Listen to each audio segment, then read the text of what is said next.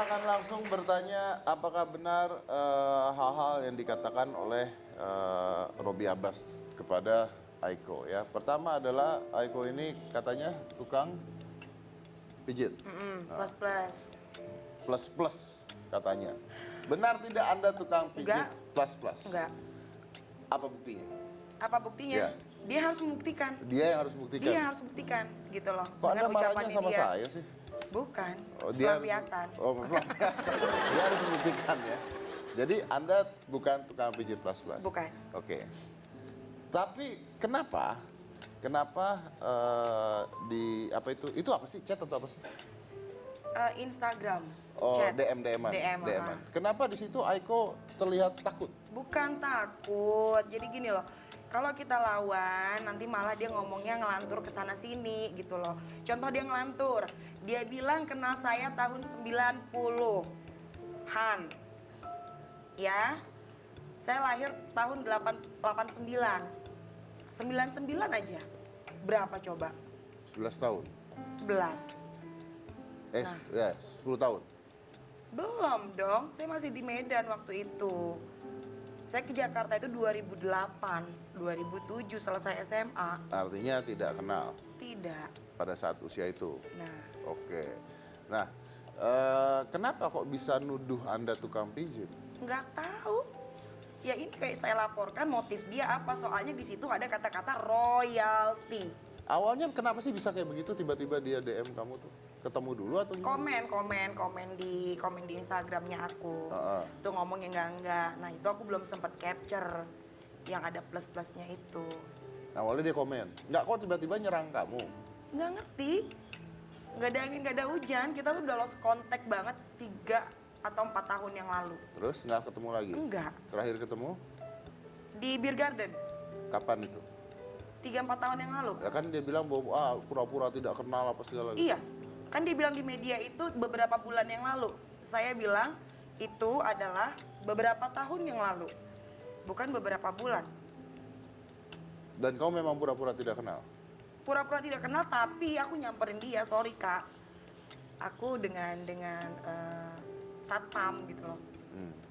Tahu kan satpam? Tahu, pacar yang kerjanya satpam. Bukan, lagi sama satpam. Jadi ketemunya ntar kita ngobrol aja ya, jangan di sini nggak enak aku. Oh, oke. Tapi dia marah gara-gara itu. Iya, karena aku udah minta maaf juga. Kalau dia mengatakan dia sudah minta maaf, saya pun sudah minta maaf. Oke. Dan akhirnya kamu sekarang tiba-tiba diserang terus ada kata-kata royalty. Royalty untuk apa sebenarnya nama?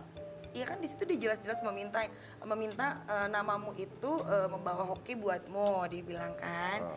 Terus dia minta royalti itu gitu loh. Kalau lagu aja itu kan ada royalti yang harus dibayar, berarti lo harus bayar ke gue gitu. Untuk nama kamu yang kamu pakai itu, padahal nama kamu bukan dari dia menurut kamu. Sarwasri kan nama almarhumah mah.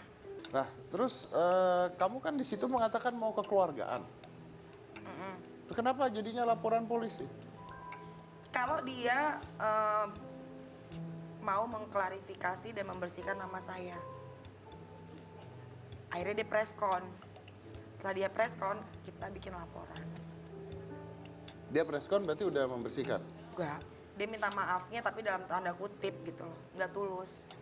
Nggak tulus tuh gimana? Ya pokoknya itu dia minta maaf karena sudah menyebarkan aib. Aib yang mana menyebarkan gitu aib loh. berarti benar dong kalau menyebarkan aib. Enggak, maksudnya kalau kata-kata menyebarkan aib berarti benar kan? Iya. Itu yang kamu nggak terima. Yang mengatakan masa lalu kamu gitu. Oke, makanya kamu lakukan laporan polisi. Katanya gara-gara masalah ini Aiko tuh putus dengan pacarnya.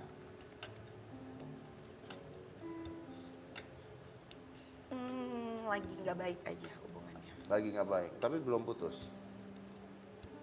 Nggak berani ngasih statement. Tapi katanya Aiko mau nikah tahun depan. Nggak jadi? Kayaknya ada evaluasi. Oh.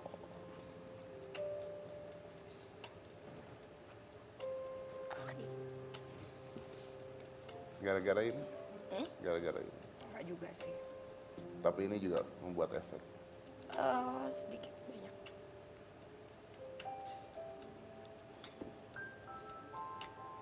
Nah, kamu nggak menerangkan ke pacar kamu bahwa ini nggak benar dan sebagainya gitu?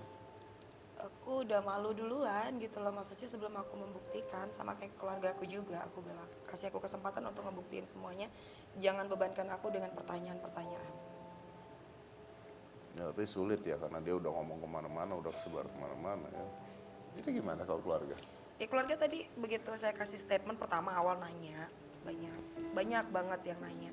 Akhirnya saya bilang, kasih kesempatan saya beberapa waktu untuk tenang dan bisa membuktikan bukan dengan ucapan tapi dengan memang apa yang sebenarnya terjadi gitu. Apa sih motif orang ini? But they support you, keluarga? Support. Kalau support sih suka ngirimin kata-kata gitu. Cuma kalau pertanyaan karena aku udah warning, mereka Keluarga nggak kirim. percaya pada kamu? Insya Allah. Kamu katanya kan mau ketemu dengan Robi Abbas, Iya. tapi nggak bisa sampai sekarang. Nah, saya pengen tahu dong, kalau kamu ketemu nih, kamu mau ngomong apa sih sama dia? Hah? Mau ngomong apa sama dia tuh, mau ngomong apa? Aku cuma bilang, dia kan sempat bilang katanya ibunya nangis karena dia dibully. Ya, bagaimana orang tua saya yang sudah meninggal melihat anaknya diperlakukan seperti ini. Itu aja. Gitu Mas Len. Oke, baik. Tapi tetap lanjut ya intinya. Lanjut, insya Allah. Tetap lanjut. Oke, kita akan lihat nanti ke depannya seperti apa kalau gitu antara Chef Ai. Kamu ngapain? Pak, Ya. ini ada kasus kan Pak ya tadi ya? Oh. Sudah ada pengacara yang menunggu Bapak di ruang tamu. Pengacara kondang datang dengan jas termahal di dunia Pak. Wow. Wih, wanginya Pak, wangi orang kaya Pak. Wangi orang kaya itu gimana sih? Gak ada wangi matahari, wangi parfum Pak. Oh gitu. Tapi parfum isi ulang di itu Pak. Ya kaya dong. Gitu, aduh. Udah nunggu Pak, itu Udah tadi nunggu. Pak. Yuk, kita samperin kalau gitu. Oke, Ayo, bye. Chef Aika.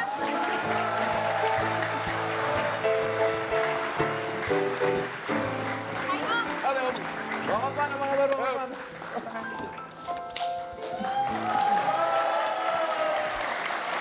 Ya, kalau ini beneran pengacara saya. Ini asli pengacara. Asli. Waktu itu kau bilang pengacara saya Farhad Katanya. Abbas dipanggil ke sini. Yoi Pak. Musik. Saya tinggal ya Pak. Ya boleh boleh. Saya mau browsing ini harga bajunya berapa Pak? Mereknya apa tahu? Mereknya nggak tahu apa sih Pak? Nggak tahu, saya juga nanya kamu. Baik. Oke. Saya mau tanya dulu dengan Bang Hotman. Bang Hotman, sebagai seorang pengacara ya yang udah terkenal lah, gimana melihat kasus tentang, saya nggak bicara tentang Aiko dan sebagainya, tapi melihat kasus tentang pemfitnahan di sosial media? Kok begini, saya 30 tahun sebagai pengacara, sudah ratusan klien yang minta kasus seperti ini. Yang harus ditetapkan oleh pengacara adalah apakah kadar pencemaran nama baik itu sudah sangat parah atau tidak. Kalau sudah sangat parah, mau tidak mau harus mengambil tindakan hukum. Misalnya seperti dibilang tadi apa? Plus atau minus. Ya kan? Itu sudah menyangkut harga diri. Memang there is no point no pretend. Harus fight. Harus fight. Ya. Tapi banyak hal-hal lain walaupun ada unsur pencemaran tapi bisa menjadi backfire. Backfire ya? Ya justru malah memperkeruh, malah merusak, malah mempersusah posisi daripada si pengadu. Ya, gara-gara buru-buru lapor ke pencemaran nama baik ke polisi, akhirnya malah kasusnya meledak, malah akhirnya hilang semuanya. Itu adalah contoh di mana tidak semua pencemaran nama baik itu harus segera dilaporkan. Cuma banyak pengacara yang, wah mumpung lagi ada nih kasus, mumpung, ya kan? Pertama masuk TV. Kalau pencemaran nama baik itu kan lumayan, honornya minimum 50 juta. Bagi pengacara yang jarang kasus, ya itu, wah itu empuk itu kan? Ya betul. Nah, itulah kadang-kadang seorang pengacara itu harus bijaksana. Karena kadang kalau kita laporkan polisi, malah semakin mencemarkan nama baik si klien. Contoh misalnya ada klien saya misalnya dituduh monopoli, ya kan? Mungkin waktu di medsos itu baru sekitar sedikit orang yang tahu. Tapi kalau sekiranya klien ini lapor polisi, Jadi ya, semua tahu. malah jadi semua tahu. Jadi sangat perlu peranan dari si pengacara di sini. Oke. Gitu Nah kalau loh. melihat dari Chef Aiko Ya. nih, kan dituduhnya misalnya pijit plus-plus dan sebagainya. Coba pijit dong. Nggak normal kok, nggak plus-plus. Menurut Bang Hotman, dilaporkan itu wajar? Saya kira inilah contoh kasus no point of return. Harus fight. Karena pertama sudah menasional dan menyangkut harga diri, ya kan? Itu tidak bisa lagi, harus. Justru kalau dia diam, maka akan dianggap orang benar. Itulah contoh yang sangat ekstrim. Memang pilihannya hanya hitam putih, maju atau mundur. Kalau misalnya seperti Aiko tadi ya, itu kan Anda laporkan dengan tujuan mengambil yang merusak nama baik Anda diketahui dan supaya diklarifikasi bahwa itu tidak benar. Tujuannya seperti itu. Nah, tapi dengan begitu juga akhirnya semua orang juga tahu kan kasus ini kan. Iya. Nah itu nggak tambah merugikan buat Aiko? Ngerugiin sih, cuma ya memang harus fight. Sudah keburu Iya. dari awal pertama kali diisukan udah langsung spreadnya itu loh, udah terlalu menyebarnya terlalu luas kan, gitu loh. Karena dia janjinya kan mau minta maaf, mau preskon, dibilang kan.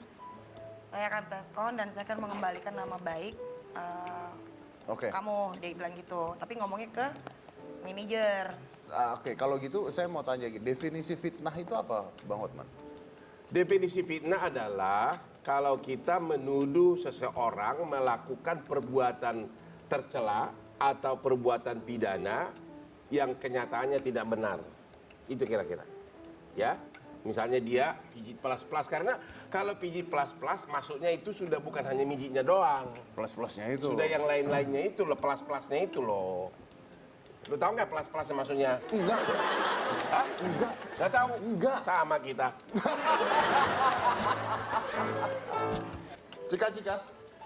Cika, bisa tolong ambilin saya punya iPad? Pak, Ya. iPad Bapak gedean iPad-nya daripada saya, Pak ya. Aduh, saya minta iPad-nya doang. Pak, ini iPad apa TV kos-kosan, Pak? TV kos-kosan. Jadi buset, Pak.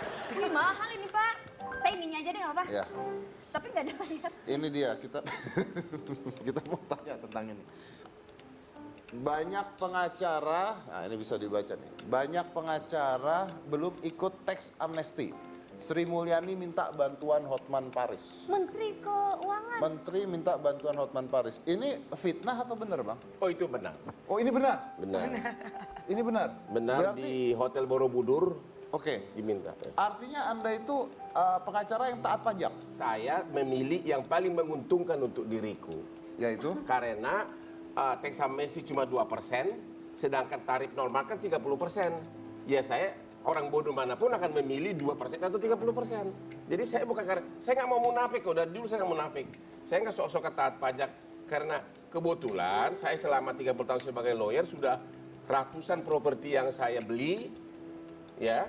Jadi itu semua saya teks amnestikan cuma 2%. Jadi bukan karena saya manusia bukan manusia suci gitu ya. sudah manusia suci, bukan manusia super.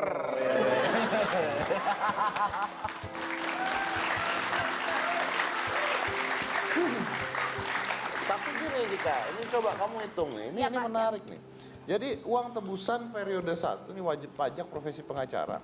Di sini dibilang paling rendah itu 2,7 juta. Jadi pengacara yang menyetorkan pajak itu paling rendah 2,7 juta. Nah, totalnya itu 131,5 miliar. Totalnya ya, 131,5 miliar. Tapi ada yang paling tinggi bayar. Yang paling tinggi bayar ini 91,7 miliar.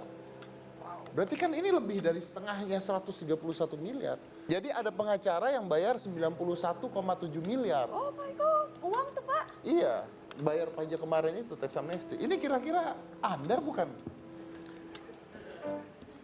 Kalau sudah menyangkut rahasia begitu saya nggak bisa ngomong. Tapi memang untuk teks amnesti, saya 3 anak dan istri, kebetulan istri saya notaris, 3 anak saya semua pengacara, semuanya saya teks amnestikan. Ya, hanya itu yang saya bisa ngomong, Pak. Oh gitu. Kalau saya harus bilang, kan teks amnesti itu kan 2%. Kalau Kalau 2% sama dengan 91,7 miliar, berarti harta yang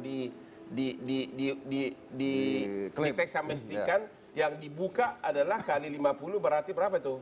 4,5 triliun lebih. Betul. Gitu. Katanya begitu. Jadi saya nggak mau ngaku siapa itu. Oh. Tapi kan Anda katanya pengacara paling kaya. Nggak tahu, saya nggak pernah bilang kan. Di berita gitu. Di berita gitu. Gimana tadi? Saya juga nggak tahu. Saya bukan pengacara yang paling kaya. Saya pengacara yang paling kerja keras. Saya jam 4 subuh sudah bekerja. Dan mungkin Anda juga tahu kalau hubungi saya jam 4 pagi. Jam 5 pagi saya sudah meluncur dengan mobilnya ke tempat saya. Dan itu sudah terjadi 30 tahun. Dan saya 20 tahun jadi lawyer internasional. Jadi memang benar-benar hidupku adalah bekerja dan bekerja. Dan sampai anakku bilang, kapan kamu nyiksa diri? Tapi memang I enjoy that. Saya bangga kalau bisa bertarung di Singapura, di Amerika, di mana-mana. Sampai Brangga bisa bayar pajak 91 miliar itu. No comment soal itu. Baik. Kita break dulu, kita lanjut lagi saat ini. Jangan mana-mana, tetap di Hitam Putih. Karena apa? Ini rahasia pengacara nih. Karena kalau dia jadi klien kita, sudah cantik, berbulan-bulan ketemu, lama-lama bukan kasusnya yang dapat, orangnya juga dapat. Oh.